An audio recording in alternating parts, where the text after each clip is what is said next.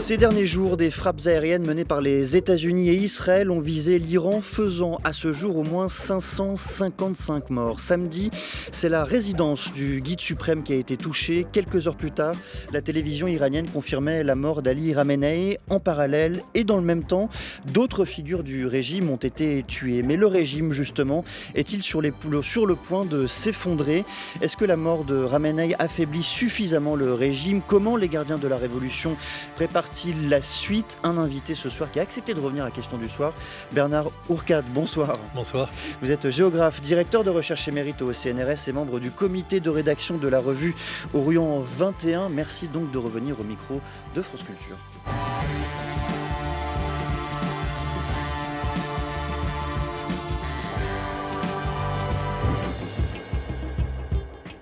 Et un mot pour commencer sur la mort du guide suprême lui-même, sur la mort d'Ali Khamenei ce samedi. Il était la clé de voûte du régime, on le sait. Comment se fait-il que l'édifice tienne aujourd'hui sans sa clé de voûte? Parce qu'il n'était peut-être pas la clé de voûte, justement. C'est qu'il était certes en haut, il devait mettre sa signature à peu près tous les décrets et toutes les lois de la République islamique, mais c'est quelqu'un d'intelligent, qui avait une expérience remarquable il est au gouvernement depuis le début de la République islamique d'une façon ou d'une autre, donc il connaissait bien tout son monde, et il essayait de faire qu'il n'y ait pas trop de dissension entre tous les crabes qui grenouillaient autour de lui. Et donc, il était la clé de voûte, certes, mais il était quelqu'un aussi qui connaissait tout son petit monde et était capable de le faire fonctionner. Mais sans être forcément quelqu'un qui prenait des décisions. Dans la tradition des mollahs, souvent, c'est le conseil. On discute, et à la fin, on prend une décision, mais sans trop la prendre, un peu consensuelle. C'est un chef qui ne prend pas de décision. Mais il n'a jamais pris de décision, pas de stratégie. Il réagit. La République islamique, depuis le début, est réactionnaire. Il se passe quelque chose, il réagit. Ils réagissent bien, en général. Quand Saddam Hussein attaque l'Iran, ils n'ont pas prévu cela. Ils n'étaient pas eux qui ont pris l'initiative d'attaquer l'Irak. Ils ont bien réagi. Ils ont construit l'association du nationalisme iranien avec le clergé et ils ont résisté à l'agression irakienne, etc. Quand Israël attaque le Liban en 82, et les Palestiniens, ils n'ont pas prévu cela. Et les Iraniens vont construire le Hezbollah par la suite, en réaction pour essayer de... Donc le guide était quelqu'un qui, à mon sens, était ça la clé de voûte, mais peut-être justement n'avait pas une vraie stratégie, puisqu'il avait en 2015, par exemple, accepté l'accord sur le nucléaire, et après, il n'a pas su trop quoi faire. Et donc, je disais quelquefois, des amis qui me disaient, mais l'Iran c'est une dictature. Je dis non, hélas, ce n'est pas une dictature, c'est une polydictature. Il y a plusieurs pouvoirs qui sont là, et le guide au-dessus, il essaie d'être le super dictateur qui va contrôler tout ça, mais je ne suis pas sûr qu'il contrôlait tout. Dans la première partie de Question du soir, on a entendu un discours officiel iranien qui annonçait la mort du guide suprême. Et ce qui frappait, en l'écoutant, c'était peut-être la martyrologie qui encercle désormais le guide suprême. À quel point cette figure du martyr est-elle importante pour comprendre la disparition, le décès, l'assassinat en l'occurrence d'Ali Khamenei? Le martyr, ça remonte à la guerre Irak-Iran. C'était le début où la révolution islamique pleurait l'imam Hossein, avait comme modèle l'imam Hossein qui s'est sacrifié et été martyrisé pour défendre la communauté, etc. C'est le discours, mon ami Farhad Rosroravar a beaucoup travaillé sur le martyrisme, la logique du martyrisme, la mort comme vertu en quelque sorte. Et donc aujourd'hui, en reprenant ces termes de martyr, je dirais pas, ça ne va pas rire parce que on rit pas avec la mort, mais c'est du has-been, c'est des histoires d'il y a 50 ans. Maintenant, la logique du martyrisme n'émeut plus grand monde. On essaie de dire que ce sont des martyrs, mais c'est un peu un mot calqué sur une réalité. Les Iraniens d'aujourd'hui sont loin de partager cette sensibilité qui étaient les martyrs. Et actuellement, Khamenei n'est pas un martyr. Je ne sais même pas si pour ses partisans il l'est. C'était un chef qui est mort, donc ils ont la trouille, ils ont peur. Mais ce n'est pas forcément un martyr. Un extrait d'une tribune qui a apparu aujourd'hui dans le journal Le Monde est signé du sociologue que vous connaissez, Clément Terme. Il écrit « Avec lui s'éteint le romaïnisme comme projet étatique conquérant, non parce que les institutions de la République islamique se seraient effondrées ou que les défections dans l'appareil de sécurité se seraient soudainement accélérées, mais parce que sa logique propre l'a conduit à son point de rupture. » Fin de citation. C'est le romaïnisme qui s'est aussi effondré avec l'homme qui l'incarnait? Oui, mais est-ce que Khamenei était romainiste? Il a succédé à Khomeini. Grande question là. Oui, il n'avait pas la carrure de Khomeini, il n'avait pas ses idées complètement, mais et conséquemment, c'est lui qui a été l'apparatchik du système et c'est ça tout le problème. Khomeini était un idéologue. Il pensait que l'État devait être gouverné en fonction de l'islam qui apporte des vertus importantes idéologiques. Khamenei était un jeune mollah de 40 ans au début, qui est devenu vice-ministre de la guerre. Il a changé son turban pour un casque de soldat. Autrement dit, il est devenu dès le départ un apparatchik, un politique. C'est pas un religieux. Il avait à peine une licence de théologie. Et donc, c'est même pas le romanisme. C'est au contraire la République islamique dans tout ce qu'elle a de lourdeur dictatoriale. Et finalement, le décor religieux en Iran n'était qu'un décor. Et le fond, c'était une dictature banale qui réprimait, qui contrôlait. Et finalement, il n'y avait rien de religieux là-dedans, sauf que, effectivement, le fait d'avoir un turban sur la tête, d'être religieux, permettait d'avoir une base populaire qui, ma foi, ne s'insurgeait pas contre quelqu'un qui, a priori, est un mollah, c'est-à-dire quelqu'un de sage et de cultivé. Mais il a un peu, Khamenei a peut-être tué les mollahs, en quelque sorte, tué l'image qu'il représentait de quelqu'un de savant et d'humaniste. On va revenir, Bernard Oukat, sur cette base et la solidité de cette base que vous mentionnez, mais je voudrais d'abord vous faire entendre la voix du président du Parlement iranien. ما خود را برای این لحظات آماده کردیم و برای همه سناریوها برنامه‌ریزی کردیم. Nous nous sommes préparés à ces moments et avons envisagé tous les scénarios possibles. Nous avons également planifié la période qui suivrait le martyre de notre cher imam Khamenei. Je dis très franchement et très clairement à ces deux criminels, Netanyahou et Trump, à leurs acolytes et à leurs agents. Vous avez franchi nos lignes rouges et vous devez en payer le prix. Mohamed Bagher Khalibaf, c'est vous qui venez de m'apprendre à prononcer Khalibaf, oui. son nom, Bernard Oukat. Qu'est-ce que cela signifie en iranien? Le tisseur de tapis. Le tisseur de tapis. Alors pourquoi justement explique-t-il cela et surtout comment s'organise aujourd'hui la transition du pouvoir iranien? Du point de vue légal, les choses sont bien faites. L'Iran a tous les défauts, mais c'est une république qui essaie de fonctionner en fonction des lois. Et donc, très logiquement, immédiatement, 3 personnes prévues dans la Constitution, le président de la République, le chef du pouvoir religieux et un membre du Conseil constitutionnel assurent l'intérim. Comme chez nous, le président du Sénat assure l'intérim. Là, il n'y a rien que de très banal. Et ensuite, ces gens-là devront organiser la première réunion du Conseil des experts, 88 personnes, des notables religieux, qui vont se réunir et qui vont choisir le futur guide ou le futur ensemble de guides. Je me pose cependant la question, l'Iran est en guerre depuis 3 jours, 4 jours, on ne peut pas circuler facilement, les 88 membres du Conseil sont dispersés dans tout le pays. Est-ce qu'il n'y a pas notamment des Israéliens qui seraient tentés d'assassiner un ou deux membres de ce comité? Et le jour où il se réunira, n'y aurait-il pas des problèmes de sécurité? Et donc, je me pose la question, mais on se pose beaucoup de questions aujourd'hui, de savoir si ce triumvirat risque pas de durer, le provisoire risque de durer, en attendant qu'un nouveau guide soit nommé, sachant qu'un nouveau guide, qu'est-ce que ça signifie aujourd'hui? Je crois que Khamenei était le dernier des guides. C'est le seul qui avait cet héritage et la compétence de le faire. Le futur guide, quel qu'il soit, n'aura jamais la capacité et l'influence de Khamenei. Beaucoup de personnes, de responsables politiques iraniens, par ailleurs, aujourd'hui, qui souhaitent devenir guide suprême. On imagine bien que la fonction risque d'être un peu instable à l'avenir. Oui, c'est un CDD. Hein. C'est pas un CDI.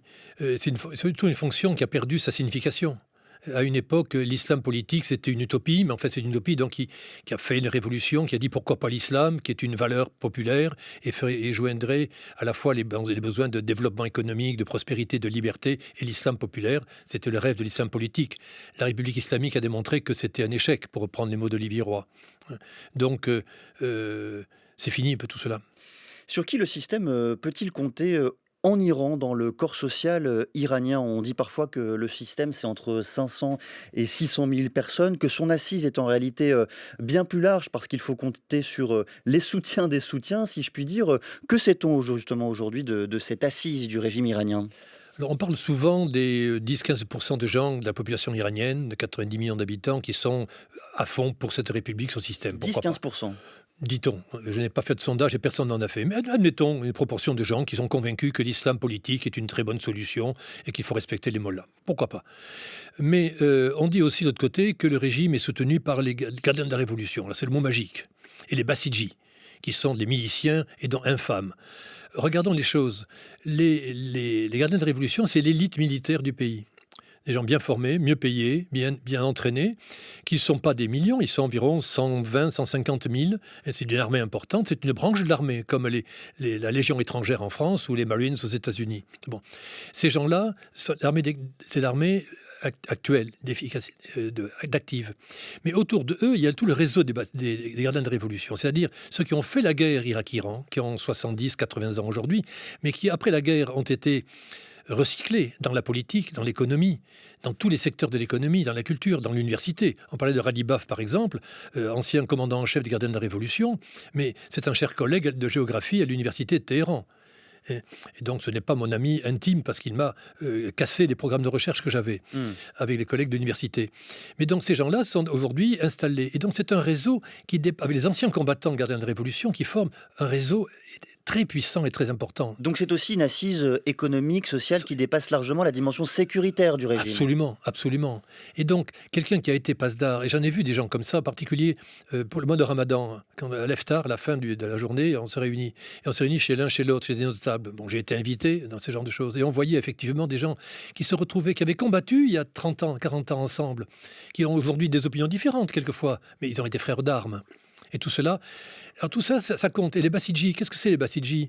Ce sont des petits volontaires qui sont pas payés ou très peu. Mais c'est un réseau populaire de petits miliciens. Dans la mosquée du quartier, il y a des Bassidjis. Je suis Bassidji du quartier. Ça permet de surveiller si les femmes ont un voile comme il faut et de dénoncer, de faire le réseau d'information. Mais ce sont des gens qui sont dans les entreprises. Il y a les Bassidjis de l'entreprise, il y a les Bassidjis de l'université. Dans tous ces réseaux-là, sont des gens qui sont là un peu par intérêt.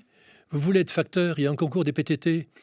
Si vous êtes très bon, c'est très bien, mais si vous êtes recommandé par la mosquée du quartier comme étant un bon Bassidji, comme par hasard, vous êtes reçu numéro 2 et vous avez le poste de facteur. Pour comprendre ce qui se passe également à l'intérieur du régime, je voudrais que vous décriviez à ce micro les relations qui peuvent parfois être tendues entre les gardiens de la Révolution, ce groupe militaire que vous avez mentionné, et les mollahs, justement. La différence, la tension qui existe peut-être entre le groupe qui incarne la sécurité, celui qui veut porter la religion. Pendant la guerre Irak-Iran, les gardiens de la Révolution, qui étaient des intellectuels pour beaucoup au départ, des étudiants qui ont pris des armes, ils se sont fait massacrer largement. La guerre a continué, elle n'a pu finir.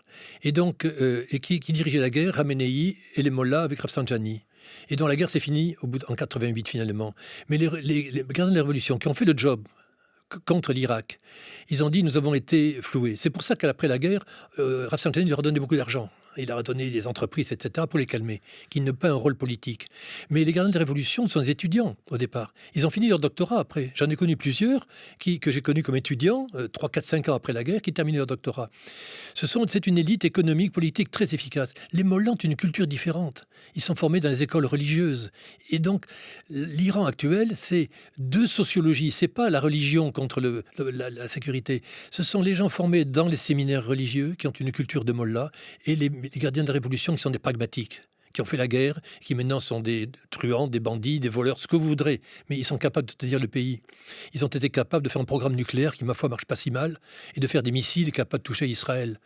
Il faut, du point de vue industriel et management, c'est pas Elon Musk, mais c'est équivalent du point de vue de la capacité d'ingénierie. Les mollahs, à l'inverse, ont pâti des dernières révolutions populaires iraniennes sur tout un tas de sujets bien précis, et notamment le hijab. C'est un groupe social qui a perdu dans les mobilisations sociales qui se sont structurées au cours des dernières années. Tout à fait. C'est pour cela que un des éléments importants, c'est que la République islamique a cédé devant les femmes, en plus devant des femmes, vous vous rendez compte, la honte. Parce qu'effectivement... Vous le dites en souriant, je précise. Bien sûr. Bien évidemment. Excusez-moi, on ne voit pas ça à la radio, mais j'espère que le temps était là. Ils ont perdu là-dessus pour la première fois un combat essentiel. La population iranienne a réussi à faire plier le gouvernement. Et les religieux ont été les victimes. Mais les gardiens de la Révolution aussi ont été battus. Le Hezbollah a été éliminé, Bachar el-Assad est tombé, les milices ont un programme uniquement iranien et les Houthis sont dans leur coin. Autrement dit, on a les mollahs qui ont été battus, les gardiens de révolution ont été battus, mais heureusement que Trump arrive, les attaque, permettant de souder ces deux corps pour sauver la République islamique. Alors je fais un pas en arrière, Bernard Ourcade. Expliquez-nous au global pourquoi le régime continue-t-il de tenir? Quelle est l'armature politique, sociale, au-delà de celle que vous avez décrivée, de ses ramifications dans l'économie du pays, dans le corps social du pays? Qu'est-ce qui permet encore au régime de tenir aujourd'hui sans sa tête, on l'a compris, mais avec le décrépissement que vous nous décrivez depuis tout à l'heure? La peur du chaos.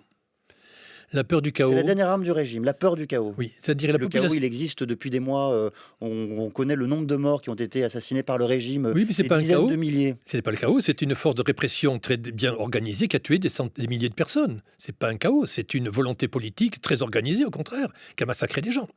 Et donc, voyant cela, en plus, sur le massacre de janvier, c'était une rupture épouvantable qui a divisé fondamentalement même les gens au niveau de l'État. On en reparlera peut-être. Mais pour en revenir à la peur du chaos, en Iran, on a parlé des 15% de gens qui soutiennent le régime, des gens qui sont militants, qui sont révoltés à plusieurs reprises sur les femmes, les prolétaires, les intellectuels, etc. Mais à chaque fois, ces groupes sociaux ne se sont pas réunis. Il n'y a pas eu unification de ces gens-là. Il n'y a Pas pas de eu convergence. la convergence des luttes, on ne l'a pas vue. Il n'y a pas eu, alors que Khomeini, à l'époque de la Révolution, avait justement avait incarné cette convergence. Les amis que je connaissais, marxistes, communistes et autres, détestaient les mollahs, mais ils ont dit, bon, pour faire tomber le Shah, il faut accepter. Un ami bon communiste me disait, j'ai bu 3 verres de vodka avant de manifester, de dire Allah Akbar, vive Khomeini. C'était la nécessité pour pouvoir renverser le Shah. Donc, il y a une opposition. Et donc, les gens ordinaires, la majorité silencieuse, j'aime pas ce mot-là, majorité silencieuse, mais beaucoup d'Iraniens qui ont des postes aujourd'hui, ils sont payés. L'Iran est un pays bien organisé. Je suis au ministère de l'Agriculture, directeur d'irrigation. C'est un bon poste. Alors on va me dire, vous êtes corrompu, vous servez les mollahs. Non, je sers le ministère de l'Agriculture, je suis un bon technicien. Et l'inflation à 2 chiffres, et la crise économique, et les tensions sociales qui sont dans les rues, qu'ils traversent chaque jour. Et donc je dis, les mollahs et leur régime est mauvais, il faut en changer. Je ne veux pas de ce régime, dont l'opposition est générale. Moi qui suis un haut fonctionnaire du ministère de l'Agriculture, je constate que ça ne va pas du tout. Outre le fait que tout le monde pique dans la caisse, c'est la corruption, ça marche mal. Regardez, le problème de l'eau est très mal géré, je suis bien placé pour en parler, et je ne suis que le directeur. Et donc, la protestation contre le régime est énorme.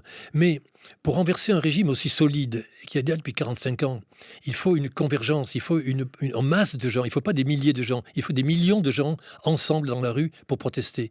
Et là, il faut que la majorité silencieuse, qui en a assez du système, mais il faut qu'ils aient quelqu'un à soutenir. On dit, ah ben le dictateur est mort. Bon, mais ça ne suffit pas. Il faut quelqu'un qui propose une alternative. Elle n'est pas là pour l'instant. Donc les appels du président américain qui appelle, si je puis dire, une partie de la population iranienne à se soulever, à prendre le pouvoir, à même faire preuve, c'était ces mots, d'héroïsme pour mettre à bas le régime présent. C'est une chose à laquelle vous croyez ou non? Oui, absolument. Le président Trump a des paroles magnifiques. Et pour les concrétiser, il bombarde les gens et les tue. Je vois mal comment on pourrait en même temps dire aux gens construisez quelque chose de solide et en même temps je tue vos enfants, je détruis vos maisons et le système politique et même les infrastructures avec mes amis israéliens qui veulent la fin de l'Iran. Donc soyons logiques, on ne peut pas construire un pays et pousser des gens à reconstruire quelque chose alors qu'il y a les bombes tombent sur la tête, c'est pas possible. Je vais vous faire entendre une voix, celle d'une manifestante qui défilait place Pounak à Téhéran en janvier 2026, donc en janvier dernier.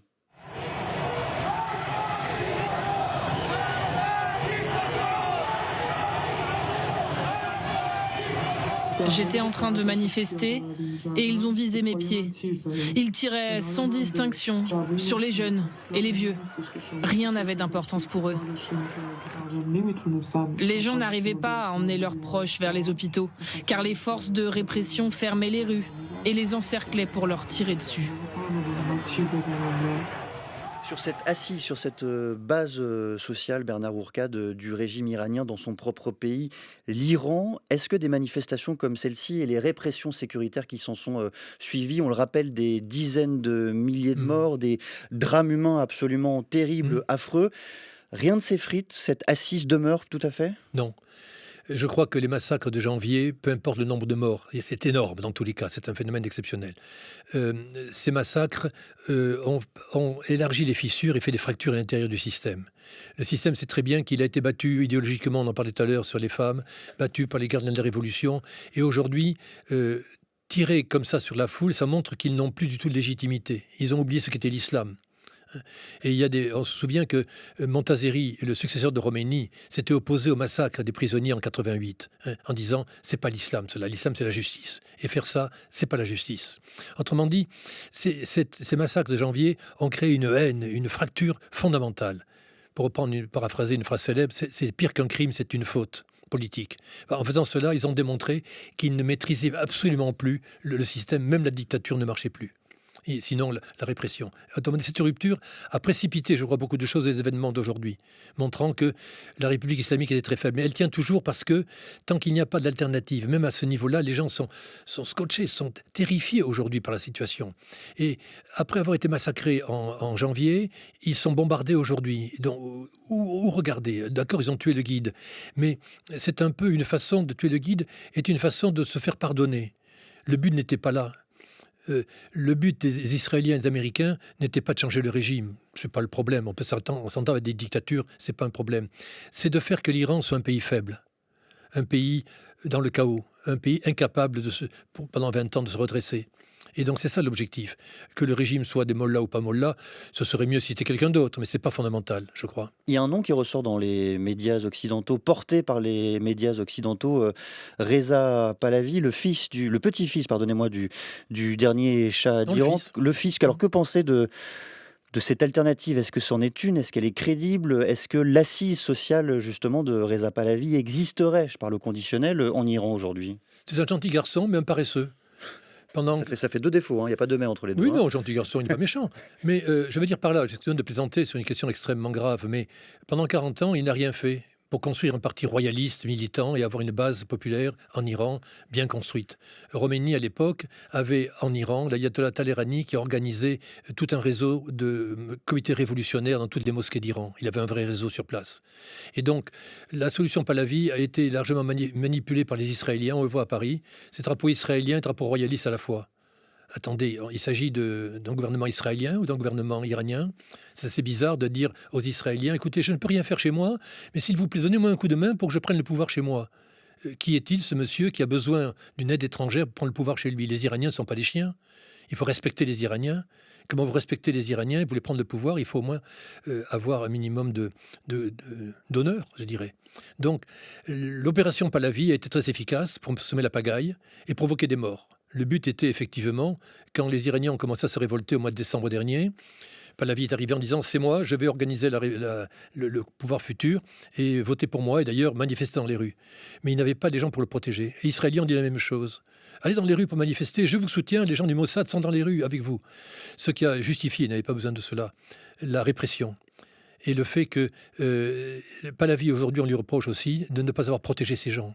Quand on est un chef d'État responsable, avec des ambitions politiques, on protège ces gens. Khomeini, à l'époque, disait « crier Allah Akbar sur les toits ». Et j'ai été témoin à l'époque. Les gens sur les toits des maisons protégées criaient Allahu Akbar. Et ça faisait un sacré effet. Les chars d'assaut dans la rue ne pouvaient pas taper sur les gens. Donc il n'y a pas eu de mort. Fils Pahlavi, fils de son père, il envoie les gens dans la rue et qui sont massacrés. Quand on envoie des gens devant les Bassidji, le gardien de la Révolution, prêts à tout pour sauver le régime et leur peau, on sait très bien qu'il y aura des morts. Mais il voulait des morts pour empêcher que Trump continue les négociations. L'enjeu était là. Empêcher que Trump et la République islamique arrivent à un accord diplomatique. C'est le cœur du sujet, ça. Que vous disent aujourd'hui vos contacts en Iran, Bernard Ourcade? Est-ce qu'ils sont à la fois heureux, satisfaits de la mort du guide suprême et en même temps extrêmement inquiets des bombardements qui se poursuivent et qui font des centaines de morts civiles? Les contacts depuis 48 heures, c'est zéro. Je n'ai pas réussi à téléphoner à mes amis. C'était difficile. Mais les gens ne vont pas pleurer sur Khamenei. Bon, c'est une évidence. Mais so what? Quelle est la solution après? Et si la solution, c'est des bombardements en attendant, je suis bien content que M. Khamenei ait disparu, mais son successeur sera peut-être pire. Et en attendant, ce sont les plus radicaux qui prennent le pouvoir, qui mènent la guerre, qui sont donc vont tolérer aucune révolte, aucune protestation. Quand il y a une guerre, tout est arrêté. Les plus radicaux prennent le pouvoir, vous dites? Mais oui. Qui prend le pouvoir? Qui défend la patrie aujourd'hui? Qui défend le pays? Ce sont les gardiens de la Révolution et les Bassidji qui vont défendre contre les attaques israéliennes et américaines. Et qui va attaquer tous les pays voisins en semant le chaos dans toute la région? Ce ne sont pas les partisans de la liberté. Ce sont les plus radicaux du régime qui veulent essayer, par une espèce de conflagration régionale, éventuellement, de provoquer un chaos dont ils sortiraient vainqueurs. Dernier espèce de chant du cygne, si vous voulez. Et donc, cette inquiétude est là. Et donc, qu'est-ce qui va se passer maintenant? Inquiétude partout, je vous disais, et la majorité des Iraniens sont pour un changement, c'est une évidence. Mais pour qui? Pour M. Pahlavi? Je me ferais tuer pour l'inventeur de la prison d'Evin? C'est pas possible, ça. Et donc, si on veut un changement, il faut qu'il y ait un consensus national qui se fasse, avec des gens qui respectent l'islam. L'Iran contemporain est fait autour du chiisme au XVIe siècle. L'Ispahan, c'est fait par les chiites. Un Iran qui est national, le nationalisme iranien, ça existe. Extrêmement fort. Extrêmement fort. C'est ça qui crée l'unité. Mais il faut que ça soit crédible. Et troisièmement, une voiture internationale qui est capable de réunir ce Iran, cet islam et cet international. Je ne sais pas. Merci beaucoup Bernard Ourcade. Je rappelle que vous êtes géographe, directeur de recherche émérite au CNRS, membre du comité de rédaction de la revue Orient 21 et un très très grand merci également à celles et ceux qui ont repensé dans le week-end cette émission. Bruno Barada, Bertie Bourdon, Rodi Eken à la réalisation, Léa Racine.